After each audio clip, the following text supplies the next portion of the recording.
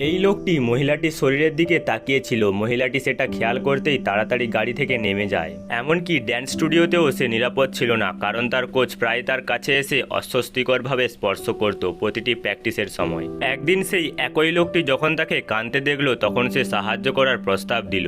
গাছে আটকে থাকা তার বিড়ালটিকে নামাতে গিয়ে সে নিজেই পড়ে যায়। তার এই উপকারের প্রতিদান দিতে মহিলাটি তার আঘাতে ব্যান্ডেজ করে দেয়। আবারও লোকটি তার দিকে তাকিয়েছিল আর মহিলাটি তার জন্য চা বানাচ্ছিল। চা শেষ হওয়ার পর সে দেখলো এক টুকরো চিনি গলানো হয়নি। পরের দিন সে মহিলাটির জন্য চিনি গুঁড়ো করে নিয়ে আসে। তাকে ধন্যবাদ জানাতে মহিলাটি তাকে তার শোতে আমন্ত্রণ জানায়। লোকটি ভালোভাবে সাজগোজ করে, এমনকি তার জন্য গাড়িটাও পরিষ্কার করে। সে শোতে যায়, কিন্তু সেখানে নিজেকে বেমানান মনে হয়। শো শেষ হওয়ার পর মহিলাটির কোচ এবং লোকটি দুজনেই আসে, কিন্তু মহিলাটি কোচের সাথেই চলে যায়। পরের দিন প্র্যাকটিসের সময় কোচ আবারও তার শরীরে হাত দিতে শুরু করে, কিন্তু এবার সীমা ছাড়িয়ে যায়। তখন মহিলাটি ঘুরে দাঁড়িয়ে তাকে চড় মারে। এরপর সে দ্রুত দৌড়ে সেই লোকটির বক্সিং জিমে যায়, যেখানে সে দেখে লোকটি রিংয়ে কঠিন লড়াইয়ের মধ্যে আছে।